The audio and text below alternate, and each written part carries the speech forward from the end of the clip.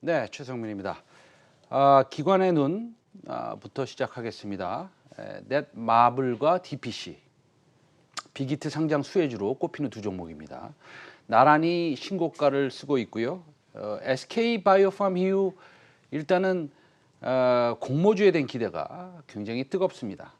관련 수혜주에 고스란히 지금 기대감이 반영이 되고 있습니다. 우리가 시쳇말로 영혼까지 끌어모아서 공모주를 투자를 하신 분들도 있고 앞으로 또 그렇게 해야 될 건지, 그다음에 또 개인들은 앞으로 어떤 또 기대를 할 수 있는지 공모주에 대해서 좀 진단을 한번 해보려고 합니다. 에셋원 자산운용 주식운용본부 최일구 전무입니다. 어서 오세요. 네, 안녕하십니까. 네, 안녕하십니까. 예. 최근 공모주 계속해서 관심이 높아지고 뜨겁습니다. 예, 그리고 시작 상한가 가는 종목들도 좀 있고요. 예. 그래서 실제로 어느 정도인지 이 자금 흐름을 통해 공모주에 대한 열기가 지금 어떤지 좀 진단 좀 부탁드리겠습니다. 예. 네, 아무래도 7월 2일 날 SK바이오팜이 좀 성공적으로 상장을 하면서 시장에 많은 분들이 공모주 시장에 대해서 관심을 갖고 있는 건 사실이고요. 네. SK바이오팜이 6월 중순에 수요책 할 당시에도 청약 증거금으로만 31조 정도가 들어왔고, 네. 또 실제 7월 한 달, 그러니까 7월 전에 최근 한 달 동안에 그 공모주 펀드죠. 그 공모주에 주로 운용해서 수익을 내는 그 공모주 펀드에만 약 7천억 이상의 자금이 들어올 정도로 네. 이 공모주 시장에 대한 관심이 좀 커지고 있는 것 같습니다. 7천억이면은 과거에 비교해서는 굉장히 큰 금액인가요? 사실 최근에 네. 어떤 사모펀드나 공모펀드의 여러 가지 이슈들도 있고, 그러다 보니까 아무래도 그 펀드 시장의 자금 유입이 좀 많지는 않았는데요. 그렇게 크지는 않았죠. 예. 이 공모주 펀드, 특히 이 SK바이오팜의 상장을 계기로 해서 이 공모주 펀드에 대한 관심도 커지고 또 실제 자금 유입도 커지는 그런 좀 긍정적인 그 효과가 있는 것 같습니다. 알겠습니다. 그럼 자금이 그러면 7천억 정도 들어왔고, 물론 31조 정도 또 돈이 들어와서 청약을 하시는 분들도 따로 있었고 했습니다. 그러면 자금이 그러면 집중이 되고 있는데 공모주 시장에 대한 기대치를 우리가 앞으로 이제 빅 IPO가 몇 개 있지 않습니까? 그러면 기대치를 그대로 유지해도 되는 것인지 어떻게 생각하십니까, 전무님? 보통 이 공모주 시장이라는 거는 그 새로운 기업들이 성장을 하고 시장에 대비하는 그런 시장입니다. 그래서 이 말씀은 매년 있는 시장이고, 매년 70개에서 80개 정도 되는 종목들이 이게 새롭게 시장에 대비하는 그런 시장이거든요. 네. 근데 올해 같은 경우에는 아무래도 코로나19 영향으로 인해서 상반기에 12개 종목밖에 상장을 못했습니다. 작년에는 18개 종목이 상장을 했고요. 그러다 보니까 아무래도 하반기에 상장 못했던 종목들이 많이 몰리면서 최소한 50개 이상의 종목들이 상장할 것으로 예상되고 있고요. 그래서 저는 그렇게 생각합니다. 이번 하반기는 역대급으로 좀 어떤 의미 있는 큰 어떤 기회가 될 수 있는 시장이 오지 않을까 이런 생각을 해보고요.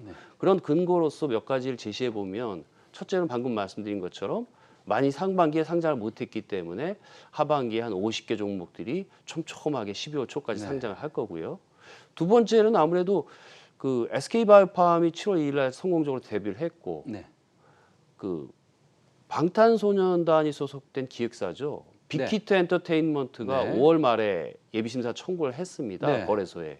그렇다는 말은 9월 말에 상장을 한다는 거거든요. 그래서 빅히트 엔터테인먼트가 9월 말에 상장을 하고, 공모 규모가 약 6천억 내외가 될 거로 예상을 하고 있는 빅딜이고, 또 카카오의 그 자회사 중에 게임 자회사입니다. 카카오 게임즈가 10월 말에 상장을 하는 일정으로 진행하고 있어서 이런 어떤 큰 종목들도 중간중간 나오고, 또 한 가지 주목할 점은 그 공모 리츠, 작년에 롯데 리츠와 NH 프라임 리츠가 상장하면서 올해 좀 많은 종목들이 상장할 거로 예상을 했는데, 역시 상반기에 한 종목도 없었습니다.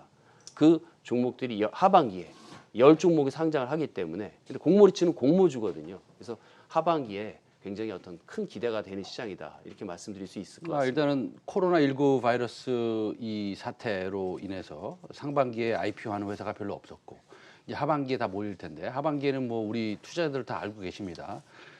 빅히트 엔터테인먼트가 있고 카카오 게임즈가 있고 뭐 또 내년 초에는 카카오 페이지까지 네, 맞습니다. 예, 상장을 할 수 있는데 사실은 개인들이 자금이 무한대로 있는 건 아니지 않습니까? 그렇죠. 이제 그게 항상 문제인데 SK바이오팜이 공모지 투자에 불을 지폈고 정말로 대출까지 받아서 영혼까지 끌어모아서 우리가 이제 그 공모를 청약을 했지만 받아가신 분들은 뭐 그렇게 많지 않은 것 같습니다. 금액으로 봤을 때 절대 금액은. 그래서 이번에는 조금 더 어떻게 좀 받아갈 수 있을까라는 기대도 할 수 있겠는데 말씀하신 그 빅히트 엔터테인먼트하고요, 카카오 게임즈의 투자 매력, 이런 공모주를 어떻게 그 SK 바이오팜처럼 대출까지 받아서 해야 되는 겁니까? 뭐 이것도 이제 대박이 나는 겁니까? 예, 그런 어떤 느낌을 가지고 계세요?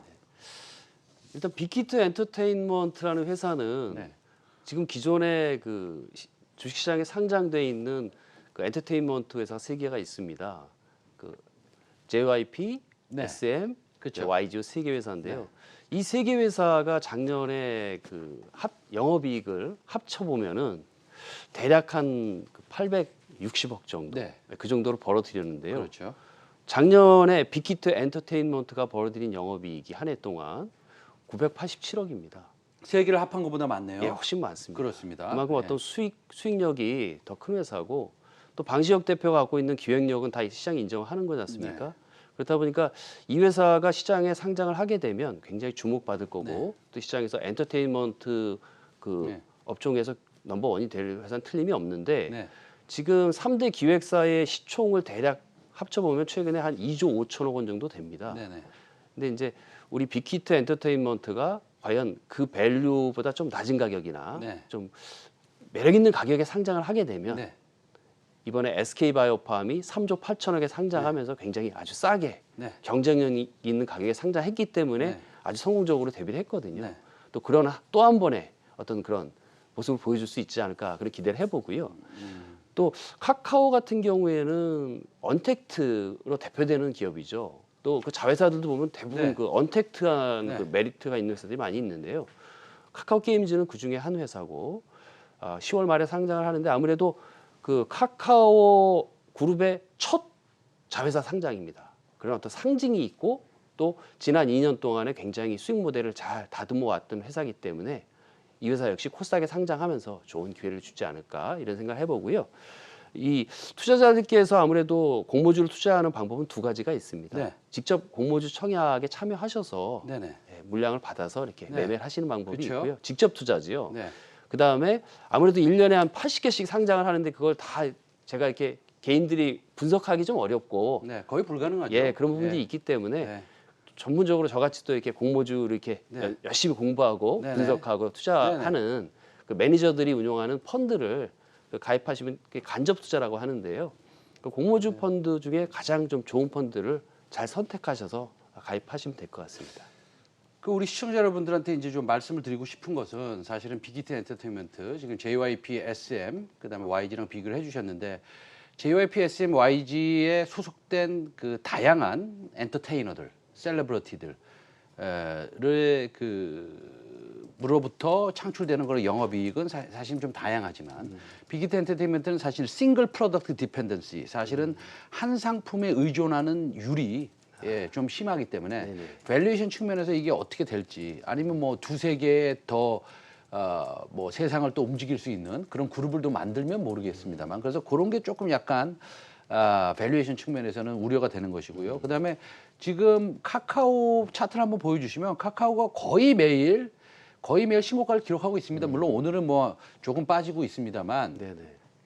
이게 카카오 게임즈하고 카카오 페이지하고 그다음에 제가 알기로는 그거 이외에 카카오에서 IPO할 회사들이 카카오 진짜 뱅크도 있고요. 네, 한 뭐 10개가 넘어갈 수 네, 있을 것 같아요. 한 맞습니다. 2년에 걸쳐 가지고. 맞습니다. 그렇다고 한다면 카카오가 전부 다 저 주식 그 앞으로 IPO 될 회사들의 밸류를 다 반영하고 있는 것인지 그거에 대해서는 뭐 우리가 확인을 해봐야 되는데 그것을 확인하기 위해서는 개인들이 그걸 분석하기는 어렵지 않습니까? 그렇습니다. 사실은 올해 하반기에만 봐도 지금 우리 전무님 말씀하셨듯이 80개의 회사가 IPO가 기업 공개가 되는데 그거를 간접 투자하는 것도 하나의 방법이다.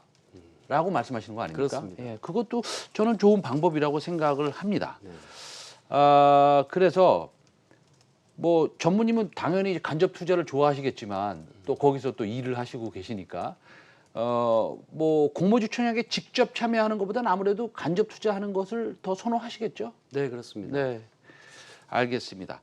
공모주 펀드에 대한 긍정적인 시각을 전해 주셨는데요. 펀드마다 수익률 편차가 좀 있고 경쟁률이 높을수록 또 배정받는 물량도 상당히 또 작을 수 있고 그래서 참 안타까운 일도 가끔씩 생깁니다. 그래서 이런 공모주 펀드 사이에 수익률도 좀 체크를 한번 하셔야 될 것 같습니다. 그래서 다가오는 빅히트 상장, 소위 대박이 날지, 카카오 게임즈가 또 대박이 날지, 카카오 페이지가 대박이 날지, 우리가 또 따로 개인들도 열심히 공부를 좀 하시는 것이 좋을 것 같다. 그래서 우리 마지막으로 최일구 전무님한테 한 질문만 더 드리면은 이 간접적으로 투자하는 데 있어서의 그 편안함 또는 매력 이런 것들을 한번 더 마지막으로 얘기해 주시겠어요?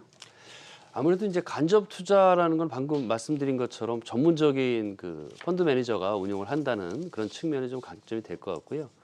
근데 펀드를 보면 공모 펀드가 있고 사모 펀드가 있습니다. 네. 공모 펀드 같은 경우는 아무래도 이제 대중들이 네네. 금액 제한 없이 가입도 가능하고 뭐 월별로 저축식으로도 가입도 하실 수 있고 또 언제든지 환매도 자유롭고 그래서 아무래도 이제 사모 펀드보다는 공모 펀드에 좀 이렇게 꾸준히 저축식으로 관심을 갖고 네. 가입하시면 좋을 것 같고요. 네. 마지막으로 그 좋은 펀드를 공모주 펀드도 마찬가지지만 선택하는 요령을 한 가지만 설명드리면은 이 좋은 펀드라는 거는 그 운용력이 펀드 매니저가 처음에 이렇게 알겠습니다. 네네.